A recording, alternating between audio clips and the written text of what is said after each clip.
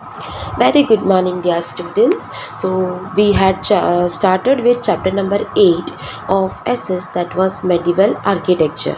We had completed till the architecture of the Delhi Sultanate. Now we are left with the two topics. One is architecture of the Chola dynasty and another one is architecture of the Mughal period. So let us wind it up. Okay. Yeah. Architecture of the Chola dynasty. So among the ruling dynasties of South India के जितने भी ruling dynasties थे उनमें से चोलास जो थे वो लोगों को आर्ट और आर्किटेक्चर बहुत ज़्यादा पसंद था. ठीक है. तो उन्होंने बहुत सारे टेम्पल्स बनाए तंजूर, दैट इज़ तंजावुर में, महाबलीपुरम, ओके, जिसको मामल्लपुरम भी कहते हैं, then Kanchi. In these three places they built up many architectural buildings, that is temples and all, resembling their love and attachment and dedication for art and architecture. Who made it? The Cholas. Okay. They promoted the Dravidian style of architecture with its multi-storied pyramid-like tower called the Vimana with lofty gopurams. उन लोग ने एकदम Dravidian style of architecture, मतलब जो south India में होता है वो द्रविडियन स्टाइल होता है, ठीक है, वैसे आर्किटेक्चर को फॉलो किया, जिसमें पिरामिड्स जो होते उसमें भी बहुत सारे फ्लोर मतलब लेवल्स होते हैं. ठीक है. मतलब ऐसे वो if you see the Brihadeeswara temple and all, उसमें कैसे लेयर बाय लेयर उनका ऊपर का वो जो ऐसा होता है वो, हाँ, तो वैसे गोपुरम्स बोलते हैं, जिसमें बड़े बड़े गोपुरम्स बनाया है उन लोग ने. और gopuram means top of the temple, dome जैसा स्ट्रक्चर है. जैसा दिल्ली सुल्तानेट में कैसा था, गोल गुम्बाज जैसा, ऐसा डोम लाइक स्ट्रक्चर था, गोल गोल, जैसे MS यूनिवर्सिटी का टॉप कैसा है वैसा. बट ये जो साउथ साइड में जब चोला डायनास्टी ने टेम्पल्स एंड और कंस्ट्रक्ट किए तो उसके एकदम टॉप पोर्शन जो होता था वैसे अलग अलग पिरामिड, अलग अलग लेवल के पिरामिड को एक साथ रखेंगे तो कैसा होगा, ऐसा माउंटेन जैसा वैसा फॉर्म किया था. ठीक है. और इंटीरियर जो था वो बड़े बड़े असेंबली हॉल्स थे जिसको हम मंडप कहते थे. और द मेन जो आइडल होता है हमारे गॉड गॉडेस का, उसको हम एकदम बीच में रखते थे और उसके अंदर जाने का परमिशन नहीं दिया जाता है. हाँ, ठीक है. The first is the Brihadeeswara temple. Yeah, they have described about the Brihadeshwara temple or the Rajarajeshwara temple, which is also called the big temple, and it is dedicated to Lord Shiva. ठीक है. शिव भगवान का मंदिर है वो. It was built by the great Chola king one in Tanjore. Tanjur में first जो king थे चोला डायनास्टी के, उन्होंने बिल्डअप किया था. Beautiful Chola fresco paintings adorn the inner walls of the temple. Temple के अंदर एकदम मस्त मस्त ब्यूटिफुल minutely carved paintings है. ठीक है. One of the outstanding temples in South India, the Brihadeshwara temple, is the Chola dynasty's finest contribution to Dravidian temple architecture. एक outstanding contribution है चोला डायनास्टी का Brihadeeswara temple. Okay. What makes the construction so unique is the variation from the usual temple building of having a tall gopuram and smaller विमाना. हाँ, इसका construction unique क्या बनाता है बाकी temple से कि इसका जो ऊपर का जो पोर्शन है, ठीक है, उसका गोपुरम बहुत ही हाइट पे है और उसके अंदर का जो दूसरा है ऐसा पूरा जो टेम्पल का जो टावर लाइक स्ट्रक्चर है जिसको विमाना कहता है वो छोटे छोटे हैं. ठीक है. पर उसका गोपुरम जो है वो बहुत ही बड़ा है. Okay, understood. So this is all about the Brihadeshwara temple as well as the architecture which was fascinated as well as prominent during the Chola dynasty. Okay. Next is architecture of the Mughal period. Okay. A new tradition of architecture started during the Mughal era. The monuments were constructed on high plinths. Marble was mostly used as construction material and flowing water in the form of fountains were extensively used. Besides marble, colored, that is precious and semi-precious stones were used to decorate the buildings. Okay. तो अभी देखते हैं Mughal period के time पे जो architectural designs थे वो कैसे थे. एक अलग type of architecture architectural design start हो गया था मुग़ल एरा में। जो मॉन्यूमेंट्स थे ना वो ऐसे एक एक मतलब स्टेज जैसे बनाकर और पिलर जैसे बनाकर उस पे कंस्ट्रक्ट किया जाता था, ठीक है। हाँ, और जनरली और मोस्टली आप देख सकते हो कि जो मुग़ल एरा में जो मॉन्यूमेंट्स बनाए हैं वो सब पे मेनली उन लोग ने मार्बलिंग किया है, ठीक है। मार्बल्स को बहुत ही यूज़ किया है और उसके अंदर भी उन लोग ने फाउंटेन बहुत ज़्यादा रखा है, मतलब वो उस टाइम पे वो कल्चर स्टार्ट हुआ था फाउंटेन्स रखने का, तो वो भी ये मुग़ल पीरियड के टाइम पे स्टार्टअप किया गया है, ठीक है। और मार्बल के अलावा कलर्ड मतलब स्टोन्स भी यूज़ करते हैं, उसको भी यूज़ करके अंदर के कार्विंग और डिज़ाइंस किया जाता है। ओके, या now let's start with first described architectural building of the Mughal period, that is Fatehpur Sikri. After his military victories over Chittor and Ranthambore, Akbar decided to shift his capital from Agra to a new location on the Sikh Ridge to honor the Sufi saint Salim Chishti. Here he commenced the construction of a planned walled city and constructed a series of royal palaces, courts and a mosque, private quarters and other utility buildings. He named the city Fatehabad, with Fateh meaning victorious. It was later called Fatehpur Sikri. Fatehpur Sikri is one of the best observed collections of Mughal architecture in India.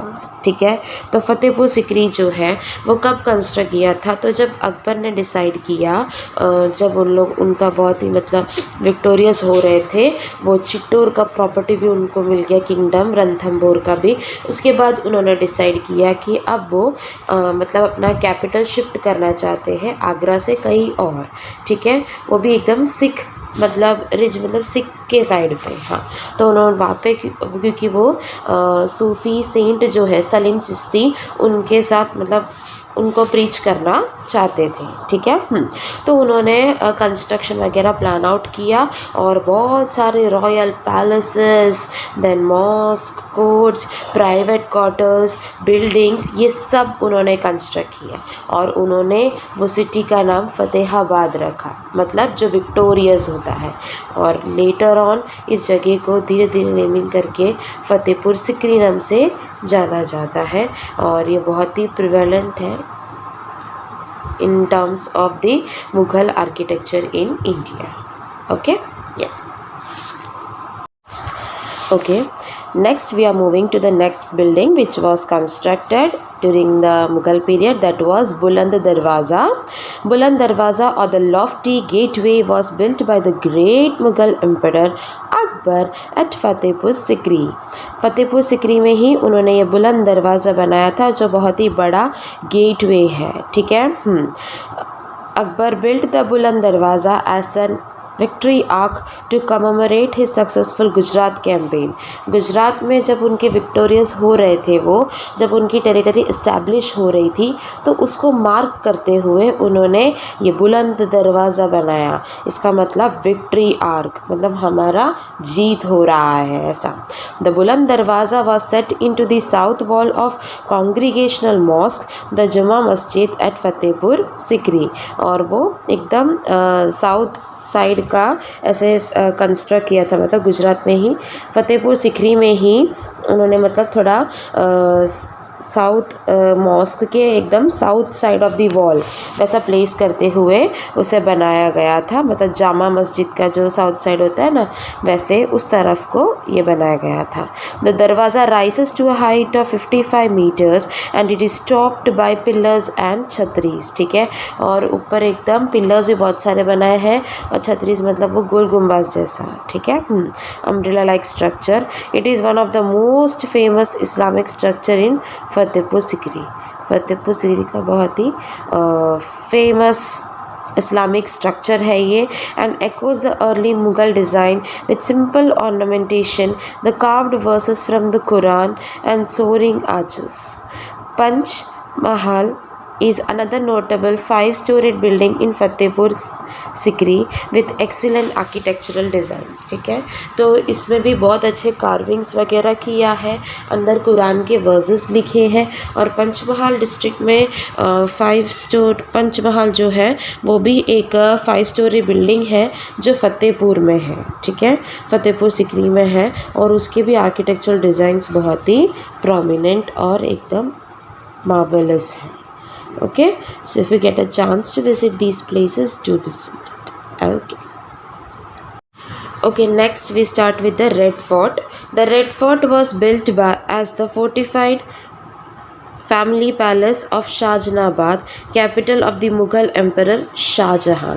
Shahjahan का जो family palace जो था, ठीक है, उस दौर पे बनाया गया था रेड फोर्ट। ठीक है, the red fort is considered to represent the zenith of Mughal creativity under Shahjahan and consist of other important structures such as the Diwan i Aam, Diwani Khas, Moti मस्जिद, हय्यत बख्श बाग एंड रंग महल। तो जो भी कंस्ट्रक्शंस किए थे शाहजहां ने उनके क्रिएटिविटी का, उसका एक मोहताज के दौर पर तुम रेड फोर्ट को मान सकते हो। ना ही सिर्फ रेड फोर्ट, लेकिन उसमें और भी चीज़ें इंक्लूड होते हैं, जैसे कि दीवानियाम, दीवानी खास, मोती मस्जिद, बख्श बाग और रंग महल। ये सब उनका आर्टिस्टिक क्रिएटिविटी का मतलब मोहताज है। ठीक है, या The last topic is the Taj Mahal. The Taj Mahal is a white marble mausoleum located in Agra, Uttar Pradesh, India. ठीक है, या you might be thinking what is a mausoleum. Mausoleum मतलब एक टूम्ब है, वो tomb मतलब कब्र है, वो उसको बोलते हैं। ठीक है, it was built by Mughal emperor Shahjahan in memory of his third wife Mumtaz Mahal. Mumtaz महल की याद में उन्होंने ये ताजमहल कंस्ट्रक्ट किया था। ठीक है, Taj Mahal is regarded as the finest example of Mughal architecture and is considered as one of the 7 wonders of the world. दुनिया के जो 7 वंडर्स है उसमें से एक के दौर पे हम ताजमहल को कंसिडर करते हैं और बेस्ट एग्जाम्पल है मुगल आर्किटेक्चर का। The Taj Mahal is widely recognise as the jewel of Muslim art in India. और ताजमहल को ज्वेल ऑफ मुस्लिम आर्ट भी कहा जाता है and one of the universally admired masterpieces of the world's heritage. World heritage में ताजमहल का एक अलग ही प्लेस है। ठीक है, बहुत ही ज़्यादा इम्पॉर्टेंट है। Masons, stone cutters, inlayers, carvers, painters, calligraphers, dome builders and other artisans were requisitioned from the whole of the empire to work on the structure. The white marble has been polished to emphasize the exquisite detailing of the carvings and archways have been inlaid with semi-precious stones. ठीक है, अगर आप ताजमहल के structure को देखोगे तो उसमें सिर्फ एक जन का नहीं, लेकिन बहुत सारे मेसन्स, ठीक है, फिर स्टोन कटर्स जो भी थे उनका, इनलेयर्स, कार्वर्स, पेंटर्स, कैलीग्राफर्स, ये सबका इन्वॉल्वमेंट है। मतलब उन सबका वो ब्यूटीफुली और हार्डवर्किंगली जिस तरीके से उन लोग ने वो प्लेसिंग किया है, वो कार्विंग आउट किया है, वो एकदम आउटस्टैंडिंग अपीयरेंस देता है ताजमहल का। ठीक है, और वाइट मार्बल जो है, जो उसको पॉलिश किया जाता है और एम्फोसिस करते हैं उसकी डिटेल कार्विंग को और आर्कवेज के बारे में। ठीक है, architecture was an emblem of power, या आर्किटेक्चर जो था वो एक एम्बलम था पावर का। Numerous outsiders invaded India and created architectural structures styles reflective of their ancestral and adopted homes. बहुत सारे आउटसाइडर्स आए थे जो इंडिया में रहते थे और उनके फोरफादर्स और एंसेस्ट्रल ने जो भी पैटर्न ऑफ घर और वो सब किया उसको थोड़ा डेवलप करके उन लोग ने यहाँ पे भी इनबिल्ट कर दिया था।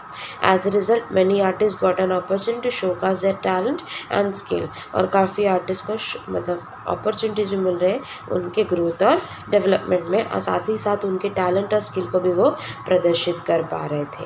Hence not only was the need for name and fame met but also they earned a handsome livelihood. सिर्फ नेम और फेम नहीं था, बट अच्छे से मतलब नहीं, उनका गुजारा भी हो जाता था। The people too, whatever the era, benefited through such splendorous structures. पहले के कुछ भी एरा था, उनको भी बहुत सारा फ़ायदा हुआ। Therefore, thus, we should be grateful to rulers and emperors who, in their quest of quenching the thirst towards creative excellence, motivated and inspired the subjects, generated a source of income and benefited the society indirectly. So ये जो भी rulers थे, emperors थे, वो मतलब उनको territory और expansion के चक्कर में और उनका क्रिएटिव एक्सीलेंस और मोटिवेशन के वजह से अलग अलग सब्जेक्ट्स और अलग अलग सोर्स ऑफ इनकम भी उन्होंने जनरेट किया और ऐसे टाइप के पैलेस वगैरह भी कंस्ट्रक्ट वगैरह किया और वो सोसाइटी को इनडायरेक्टली हेल्प आउट कर रहे थे। ओके, या that's all about the chapter. I'll be giving you the solutions of the exercise, so go through it as well. Yeah, take care, have a nice day.